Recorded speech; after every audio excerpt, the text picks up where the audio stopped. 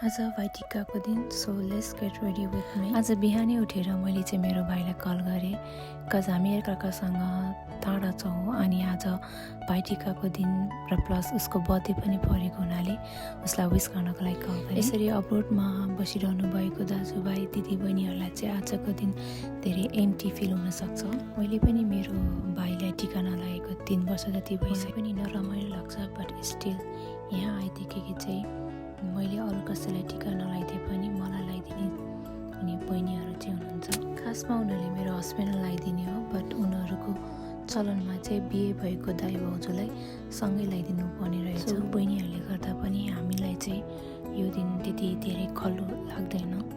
And now I am ready here and this is my outfit for the day. सबैजना ready भइसकेपछि हामीले यहाँ टिका लगाउन स्टार्ट गर्यौँ। बहिनीहरू चाहिँ यहीँ जन्मेर हुर्केको मान्छे, सो उनीहरूलाई त्यति राम्रोसँग पूजापाठ गर्न आउँदैन, सो मैले नै सिकाउँदै गरिरहेको थिएँ। This is how we celebrate Bhaitika. मेरो सबै दाजुभाइ दिदीबहिनीहरूलाई भाइटिकाको धेरै धेरै शुभकामना।